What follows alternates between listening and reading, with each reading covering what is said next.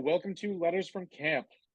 1996 to 1999, Dan Soames. 2000 to 2005, Jeff D. 2009 to the present, Dan Megan. All three of those gentlemen have been guests on Letters from Camp, but we're going to fill in the blank today. 2006 to 2008 was our guest today, Matt Ford. Matt, welcome. Thanks for having me. For those of you who don't know, Mike is also my brother-in-law. I was going to So get to that.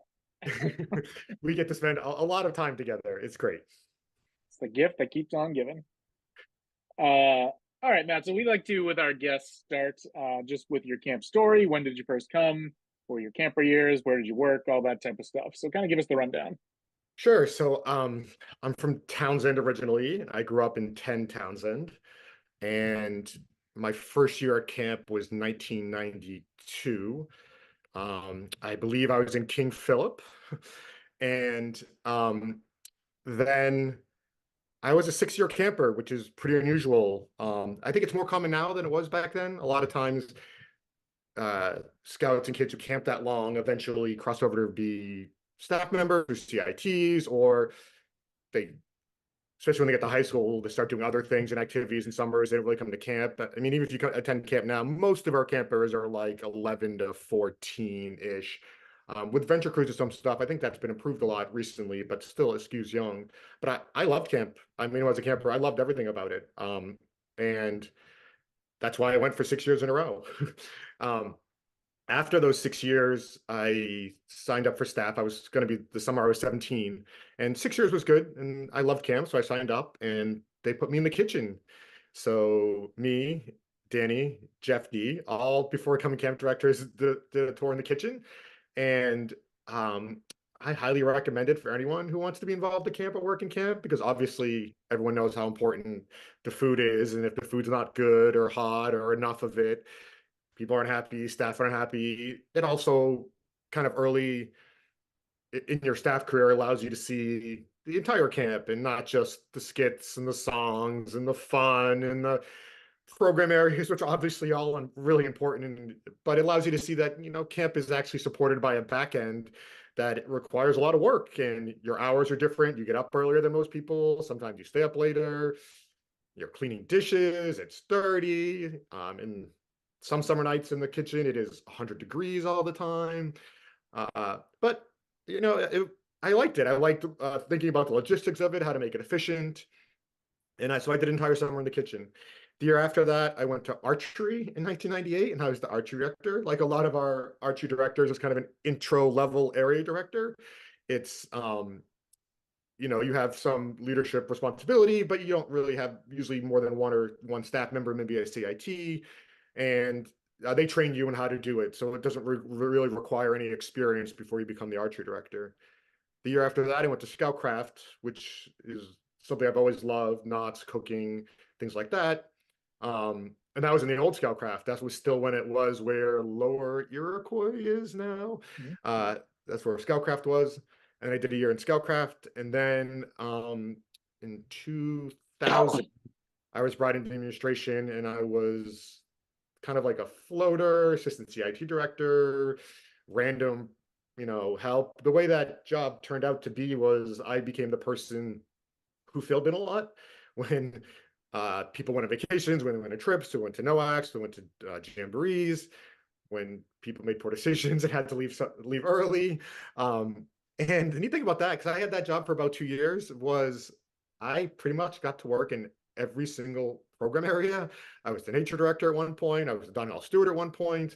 I ended up back in Scoutcraft. I think it might be one of the only people that claim that I've taught a merit badge in almost every single program area at one time or another.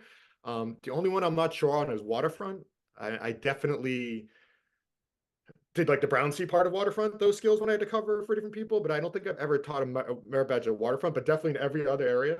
I've actually spent like an entire week in every single other program area, and I don't think many people can actually claim that. So after doing that for a couple of years, I was formerly the assistant camp director and CIT director. That job was split at that time. And then there's the great story of you and I went to a meeting thinking that perhaps we were going to go to Split Rock and run that camp. But it turns out 2 or 3 days before, Jeff D had decided after his 6th year to not come back to camp. And that meeting was different, and I was offered the job of camp director. I was very young at the time.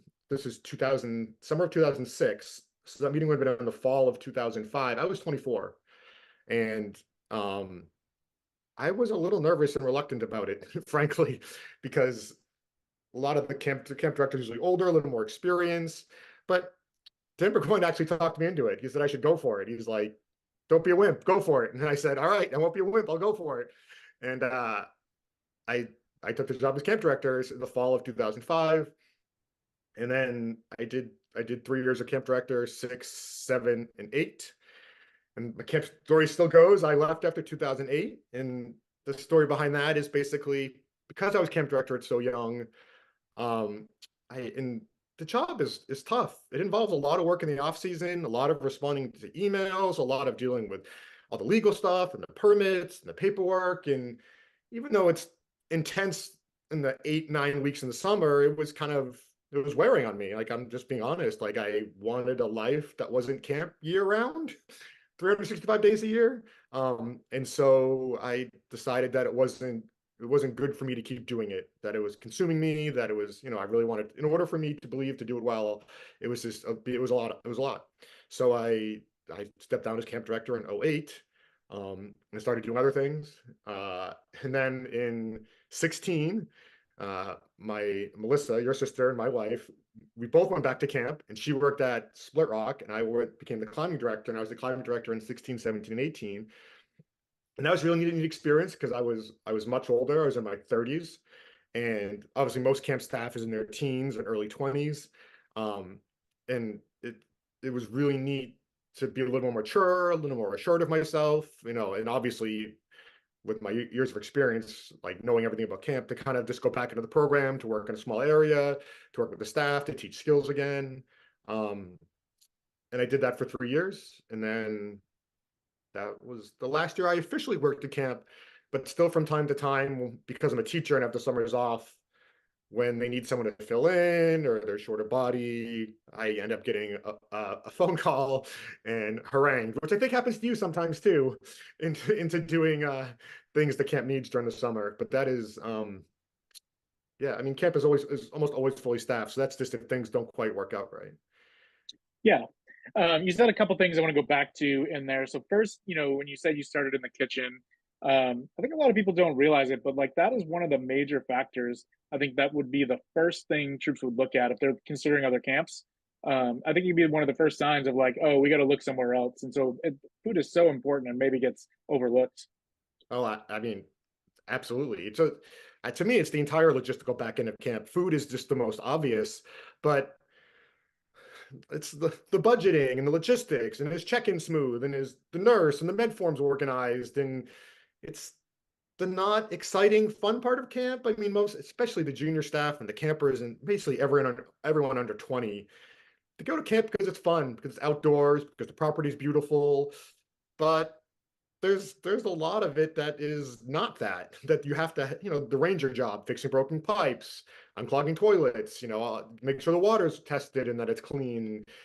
That requires a lot of work, and it takes special people to want to do that. When their friends are out there playing games or going sailing, it really takes dedicated staff members to, like, I understand that this role is really important, because without these things, I mean, I even think about like the bookkeepers and the financial stuff and some of the stuff, Andy Collins and the business manager spend a lot of time on. Like, you're sitting in front of a spreadsheet, and when it's 85 and sunny outside and people are swimming in the lake, it's like, it's a really important job that I think is overlooked and underappreciated sometimes. Yeah. Another thing, you brought up that you were, only 25, 24, became camp director. And kind of thinking about that mid 2000s to early 2000s era, Danny was still in his 30s, myself, you, Luke Steer, George Geddes, Kevin Marshall, Andy Collins, all those people were in their, 20s or maybe early 30s. And I think that was a real strength. I think that breeds innovation. You go to camp school, and not to disparage anyone, but you have these people who've been working at camps for 30 or 40 years. And I think you kind of get maybe stuck in your ways a little bit. And I think it was a really innovative time as well. We were willing to try new things. So I think a key success of that is was Jeff D made the camp fun for people in their early 20s and made us want to stay. It even brought in people like Fournier and Bateman, who, came from his school, knew nothing about the scouting program, and, became part of the family and worked at camp for 4 or 5 years. You know, when kids leave high school and go to college, they have access to other activities. They are older, they can travel, they have jobs, they want to make more. And so it's really hard to attract that age range, 20 to 25, to kind of stay in camp. But also that's the core, because they're still young enough to connect with the campers and be fun and to like know all that stuff, but they're also old enough to know what has to get done, how to operate, how to give guidance to the younger staff. And I really credit Jeff D for, amongst a lot of things he did as camp director in the early 2000s to kind of really push camp forward, um, was creating a place where people in their late teens, early 20s wanted to stay and wanted to be, even if all of their other friends who weren't at camp were doing other fun things. And, you and I have interviewed a lot of people over the last 30 years, 20, 30 years, and it's always like, well, my friends are doing this trip and I can make this much money in an internship. And we have to compete against that when we're trying to find qualified staff. That's just the reality of it. And so one of the things that's really important is how can you make camp fun for that generation? And I think we did. It was great. I have no regrets spending my early 20s at camp amongst a whole variety of great friends that are really my friends today. Mhm. We just went on a Yeah, I ski think trip like yeah. a month ago, and you were there, and Danny was there, and Sean and Jim, and like, but these are still the friends. We're gonna go play trivia tonight, probably. These are the friends more than our college and high school friends that we hang out with, and still to this day. Yeah, absolutely.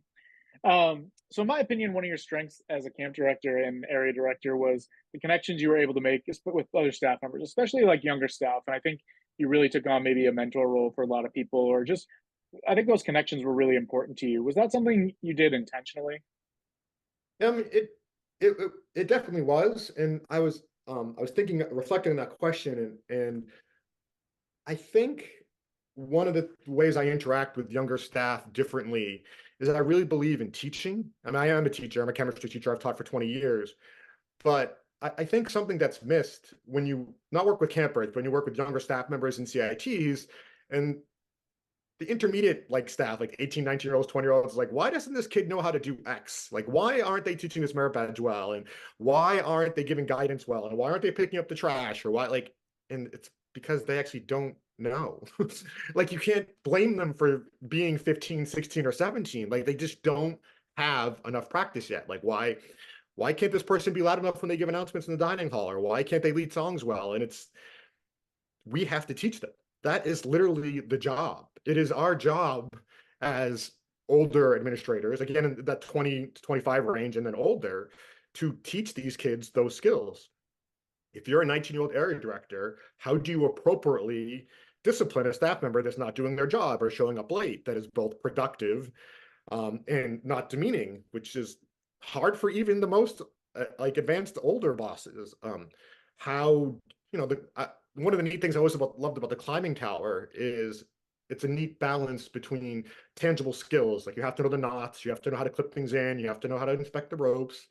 Um, but also it's a lot of like fear and emotional management when you work with the kids, and you have to teach a 16-year-old staff member, if this kid is frozen on the wall, like, what do you do? And it's not the 16-year-old's fault if they don't know. And so when I think about the relationships I have with, obviously those kids are way older now, and is that I helped them. Like, I taught them skills and tried to develop them, as opposed to just like, well, why don't you know?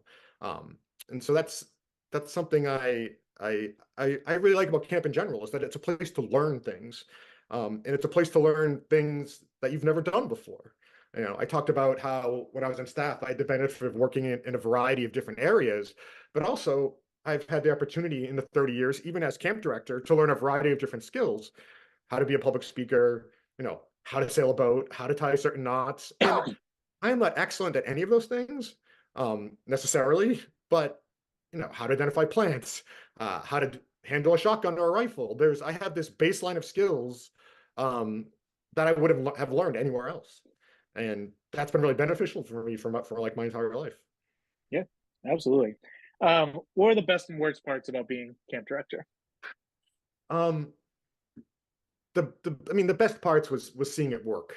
I mean, the best parts was, you know, seeing kids enjoy the program, develop their skills, come back year after year after year, seeing staff members develop, especially because you and I had been so long. There were kids we knew when they were an 11-year-old taking swimming merit badge, and then we saw them as 20-year-olds basically, running some section of camp, and we get to see that entire progression.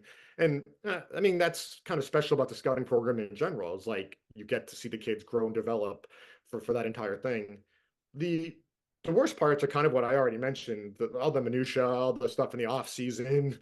It just it adds up. Like there are times in January where I have my other part of my life, and I didn't want to deal with the camp, but you'd always get an email, you always get a phone call, you'd always get the next meeting, and that wore on me over time, and I'm not afraid to admit that. It just did, and Mhm. that was definitely the worst part. It wasn't any one individual event; it was just thing after thing after thing. Shout out to you, Pete Rock, because as you mentioned, so I was at Cub Camp and he came in as a Cub Scout.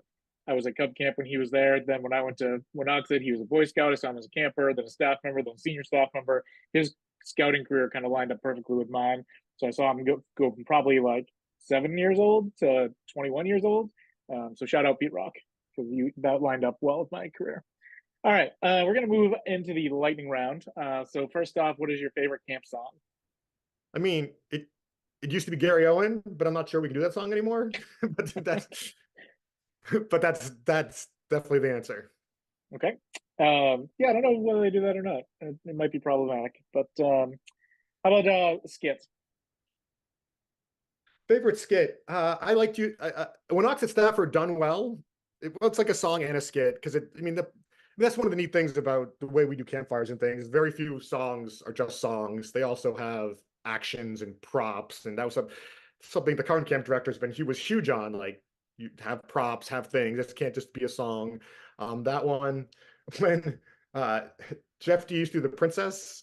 I don't know what is that Mhm. one called. Like, Suitor comes to call. yeah, Something that like one. that. Yeah, Yeah, yeah, something like yeah. that. Yeah. Um, thing, things with anything John Paul, Charsbury Skillet, and Kev Murray were in back in the day, it didn't almost matter what it was. They just had a way of making things like really really funny. Those three Mhm. particularly.